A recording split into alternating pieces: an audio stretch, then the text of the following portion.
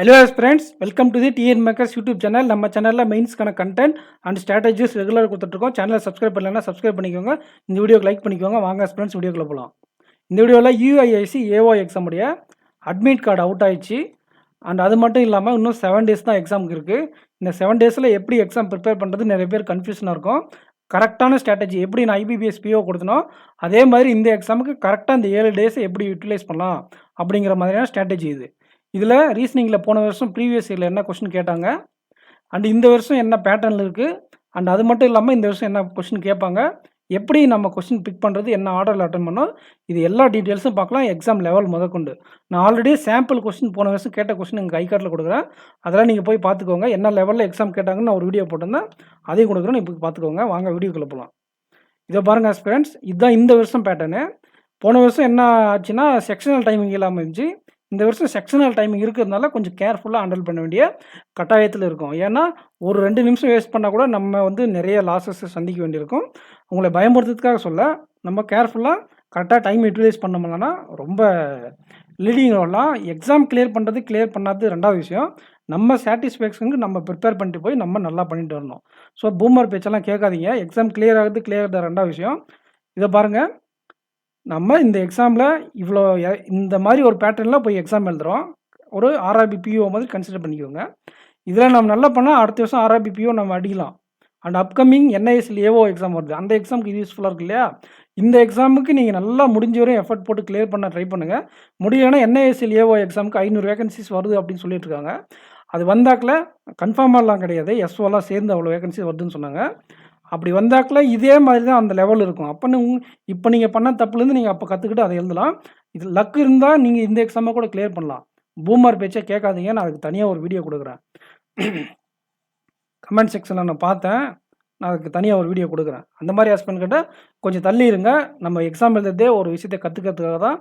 எல்லா எக்ஸாமும் நான் எழுதுகிற எல்லா எக்ஸாமும் கிளியர் பண்ணமெல்லாம் சொல்ல முடியாது. ஒவ்வொரு எக்ஸாமில் போய் ஒரு விஷயத்தை கற்றுக்குவாங்க. கண்டிப்பாக நீங்கள் டெவலப் ஆகிட்ருப்பீங்க. இந்த ரீசனிங்கில் என்ன பார்க்கலாம் அப்படிங்கிறத நம்ம ஃபஸ்ட்டு பார்த்துடலாம். வாங்க, நான் அதுக்கு தனி வீடியோ கொடுத்துட்றேன், இந்த வீடியோவில் வேண்டாம். இதை பாருங்கள், போன வருஷம் கேட்ட question majority of the question பஸ்ஸில் தான் இருக்கும். எப்படி பிஓவோ அப்படியே தான் இதுவும். And input output PO mains இல்லை சொல்ல, பிஓ ப்ரிலிம்ஸ் இருக்கு இல்லையா? ஒரு பிஓ ப்ரிலிம்ஸில் எப்படி ஹேண்டில் பண்ணோமோ அப்படி தான் ஹேண்டில் பண்ணோம்.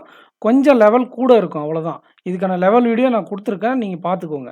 நம்ம சேனலில் வீடியோ கொடுத்துருக்கேன் சாம்பிள், இந்த எக்ஸாமில் போன வருஷம் எப்படி கேட்டாங்கன்ட்டு. ஸோ இதில் நம்ம யூஸ்வலாக சிலாஜிசம் கேட்டிருக்காங்க. சிலாஜம் கேட்கலன்னா கோடிங் டிகோடிங் அந்த மாதிரி கேட்பாங்க. இதெல்லாம் சிங்கிள் இல்லைன்னா இன்இக்வாலிட்டி. கோடிங் டிகோடிங்கு இல்லைன்னா இன்இக்வாலிட்டி. இந்த மாதிரி இதில் ஒரு 5 மார்க்லேருந்து ஒரு 6 மார்க் கேட்பாங்க டேரெக்டாக அட்டன் பண்ணுறது. இது சாதா டைரக்ஷன், கோட டைரக்ஷனில் சாதா டைரக்ஷன் தான். சம்டைம்ஸ் கோட டைரக்ஷன் கூட கேட்பாங்க. ஈஸி லெவலில் கோட டைரக்ஷன் கேட்டால் கூட வாய்ப்புகள் இருக்குது. ஸோ இதெல்லாம் ஃபஸ்ட்டு நீங்கள் ப்ரிப்பேர் பண்ணிக்கோங்க, நல்லா ப்ரிப்பேர் பண்ணிக்கோங்க. இதில் ரொம்ப பார்ட் கம்மியாக தான் வந்திருக்கு. 50 கொஸ்டினில் இது 10 மார்க் 8 மார்க்கு அண்டு மிஸ்செலினியஸ் எல்லாம் சேர்ந்து ஒரு 5, ஒரு 15 மார்க். இதெல்லாம் சேர்ந்து டேட்டா சஃபிஷியன்சி இதெல்லாம் சேர்ந்து 15 மார்க்குன்றது ரொம்ப கம்மி. 50 கொஸ்டினில் 15 மார்க்குன்றது ரொம்ப கம்மி. ஏன்னா நம்ம பிஓ ப்ரிலிம்ஸ்லேயே 35 கொஸ்டின்லேயே 15 மார்க் இந்த கொஸ்டின்லையும் 20 மார்க் பஸ்ஸுலேயும் வரும் இல்லையா? ஆனால் இதில் 15ன்றது கொஞ்சம் கம்மியாக இருக்குது. ஸோ நம்மளுடைய ஃபோக்கஸ் இதோ பாருங்கள், நம்ம மெயின் கேரக்டர் இங்கே இருக்குது பாருங்கள், பஸ்ஸில் 4 பஸ்ஸில் 3 பஸ்ஸில் போடக்கூடிய அளவுக்கு கெப்பாசிட்டி இருக்கணும். ஸோ நல்லா ப்ராக்டிஸ் பண்ணிக்கோங்க. நம்ம கொடுத்த அதுக்கு தான் நான் இந்த எக்ஸாமுக்காக ஃபோக்கஸ் பண்ணதில் இதெல்லாம் விட்டுட்டு நான் எடுத்தோன்னே சாம்பிள் பஸ்ஸில் 3 செட்டு கொடுத்ததுக்கான காரணமே மெஜாரிட்டி ஆஃப் த ரோல் பஸ்ஸில் தான். யார் இந்த பஸ்ஸில் கரெக்ட் டைமிங்கில் போட்டு முடிக்கிறாங்களோ அவங்க தான் இந்த 50 கொஸ்டினில் லீடிங் வைக்க முடியும். ஏன்னா 50 கொஸ்டினுக்கு 40 நிமிஷம் தான் நமக்கு டைம் இருக்குது. ஸோ நம்ம கண்டிப்பாக இந்த பஸ்ஸில் இம்ப்ரூவ் பண்ணியே ஆகணும். இருக்கிற 7 நாளில் நல்லா ஆட் லெவலும் இல்லாமல் ஈஸி லெவலும் இல்லாமல் மாட்ரேட் லெவலில் நான் இன்னும் உங்களுக்கு சாம்பிளுக்கு வேணும்னா இன்னும் 3 பஸ்ஸில் கூட கொடுக்குறேன். ஆல்ரெடி 3 கொடுத்தாச்சு, இன்னும் 3 பஸ்ஸில் கொடுக்குறேன். நல்லா பார்த்துக்கோங்க. அந்த லெவல் பஸ்ஸில் எங்கெங்கெல்லாம் இருக்கோ நீங்கள் அங்கெங்கெல்லாம் போய் படிங்க. எங்கெங்கே இருக்குன்னு நான் சொல்லிடுறேன். அடா இருக்கு இல்லையா? அடாவோட ஃப்ரீ குவிஸஸில் பஸ்ஸுன்னு கொடுத்துருப்பாங்க, அங்கே கிடைக்கும். அண்ட் 2வது எக்ஸாம் பண்டிட் பிடிஎஃப்பில் கிடைக்கும். நீங்கள் கைட்லியில் பிடிஎஃப் கோர்ஸ் வச்சுருந்தா அங்கே கிடைக்கும். இதெல்லாம் உங்களுக்கு ஃப்ரீயாக கிடைக்கக்கூடிய சோர்ஸஸ். அடாவில் கிஸ்ஸஸ்லேயும் எக்ஸாம் பண்டிட்டில் பிடிஎஃப் கொடுப்பாங்க. நீங்கள் போய் அங்கே சர்ச்சில் போய்ட்டு சர்ச் பண்ணிங்கன்னா கிடைக்கும். கைட்லேயும் நீங்கள் காசு கொடுத்து வாங்கணும். காசு கொடுத்து வாங்கியிருந்தீங்கன்னா கைட்லி பிடிஎஃப்பில் கிடைக்கும். ஸோ 8 பேர் 9 பேர் கொண்ட சிங்கிள் வேரியபிள் பஸ்ஸில், 7 பேர் 8 பேர் கொண்ட டபுள் வேரியபிள் பஸ்ஸில், 9 10 பேர் கொண்ட சிங்கிள் வேரியபிள் பஸ்ஸில், யூனியன் பேங்க்கு கூட சொன்னோம் இல்லையா, டெலீட் பண்ணிடுறேன்.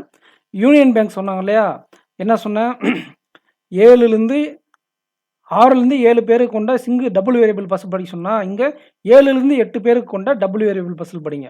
பஸ்ஸில் படிச்சிங்கன்னா 7லேருந்து 8 பேர் கொண்ட டபுள் வேரியபிள் பஸ்ஸில் படிங்க.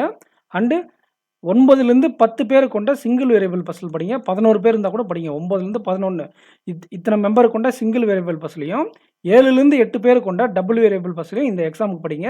கரெக்டாக உங்களுக்கு யூஸ் ஆகும். ஸோ நீங்கள் கண்டிப்பாக இந்த 4 பஸ்ஸில் 3 பஸ்ஸிலாச்சு கரெக்டாக டைமிங்கில் போட்டாகணும். அண்டு இதை எங்கே ப்ராக்டிஸ் பண்ணுன்னு சொல்லியாச்சு இல்லையா, exam Pandit PDF, Guidely PDF course and அடாவோட பிடிஎஃப் கோர்ஸு பெஸ்ட்டு. இதெல்லாம் விட்டுருங்க. நீங்கள் ஆலிவ் போர்டு இருக்கு இல்லையா, ஆலிவ் போர்டில் நீங்கள் டெஸ்ட் பேக் வச்சுருந்தீங்களா, எஸ்ஓ இருக்கும். எஸ்ஓ எக்ஸாமை சப்மிட் பண்ணிட்டு அதில் இருக்கிற பஸ்ஸெல்லாம் சால்வ் பண்ணி பாருங்கள். உங்களுக்கு இது கொஞ்சம் ஹெல்ப் பண்ணும். அந்த லெவலோட கொஞ்சம் எங்கள் கூட இருந்தாலையும் அந்த பஸ்ஸெல்லாம் நீங்கள் எடுத்து சால்வ் பண்ணி பார்த்தீங்கன்னா உங்களுக்கு இந்த எக்ஸாமுக்கு கொஞ்சம் அந்த கான்செப்ட் வைஸாக நீங்கள் கொஞ்சம் ஸ்ட்ராங் ஆகலாம். அண்டு அது மட்டும் இல்லாமல் RRB clerk mains previous year paper இருக்கு இல்லையா, RRB PO prelims, RRB PO mains previous year paper எடுத்து சால்வ் பண்ணுங்கள். ஆர்ஆர்பி கிளர்க்கு மார்க் டெஸ்ட் எடுத்து சால்வ் பண்ணுங்கள். நல்லா பார்த்துக்கோங்க. மார்க் டெஸ்ட்டுன்னாக்கில் ஆர்ஆர்பி கிளர்க் மெயின்ஸ் எடுத்துக்கோங்க. இதே ப்ரீவியஸ் இயர் பேப்பர் உங்கள்கிட்ட இருக்குது அப்படின்னாக்கில் ஆர்ஆர்பி பிஓவை எடுத்துக்கோங்க. ஏன்னா ஆர்ஆர்பி கிளர்க் மெயின்ஸில் கேட்குறது தான் ஆர்ஆர்பி பிஓட ரியல் எக்ஸாம் லெவலில் இருக்கும் ஓரளவுக்கு. ஏன்னா கொஞ்சம் மார்க் டெஸ்ட்ன்றபோது கூட கேட்பாங்க. நான் முன்னே ஃபஸ்ட்டு சொன்ன நோட்டிஃபிகேஷன் அப்போ ஆர்ஆர்பி பிஓ லெவலில் வரும் கொஸ்டின் அப்படின்னு சொன்னது உண்மையான ரியல் எக்ஸாமில் கேட்பாங்க இல்லையா ஒரு கொஸ்டின், அந்த லெவலு. இதை சாம்பிளில் நான் கொடுத்துருக்கேன் பாருங்கள், கமெண்ட் செக்ஷனில் இருக்குது, பார்த்துக்கோங்க அந்த வீடியோ. அந்த லெவலில் இருக்கும். ஆனால் மார்க் டெஸ்ட்டில் அவங்க ஆர்ஆர்பி பிஓ மார்க் டெஸ்ட்டில் வேறு கொடூரமான லெவலில் வச்சுருப்பாங்க. அந்த மாதிரி இந்த எக்ஸாமுக்கு வராது. உண்மையாகவே ஆர்ஆர்பி பிஓவில் எக்ஸாம் எழுதுனா ஒரு லெவல் இருக்கு இல்லையா, அது இல்லைனா நீங்கள் ஆர்ஆர்பி கிளர்க்கில் மார்க் டெஸ்ட்டில் இருக்கு இல்லையா, அதை எடுத்து சால்வ் பண்ணுங்கள். இல்லைனா ரியல் எக்ஸாமில் இருக்கக்கூடிய ஆர்ஆர்பி பிஓ லெவல் இதெல்லாம் உங்களுக்கு சாம்பிள் கொடுத்துருக்கேன். இந்த மாதிரி லெவலில் உங்களுக்கு இது சாம்பிள் மட்டும் கிடையாது. நீங்கள் போய் நேராக ஒரு ஆர்ஆர்பி கிளர்க்கு மெயின்ஸ் நீங்கள் ஆல்ரெடி போட்ட டெஸ்ட்டோ இல்லை போடாத டெஸ்ட்டோ இருக்கு இல்லையா, அதை எடுத்து நீங்கள் நேராக சப்மிட் பண்ணிவிட்டு அதில் இருக்கிற பஸ்ஸில் நீங்கள் சால்வ் பண்ணி பார்க்கலாம். ஒரே செகண்ட் ஸ்டூடெண்ட்ஸ்.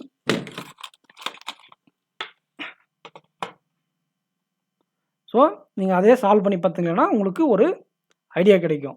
பஸ்ஸுக்கு நான் டீட்டெயிலாக சொல்லியாச்சு. இன்னொரு தடவை கூட லாஸ்ட்டில் சொல்கிறேன், வீடியோ லாஸ்ட்டில், ரொம்ப அதே சொல்லக்கூடாது. நெக்ஸ்ட்டு போகலாம்.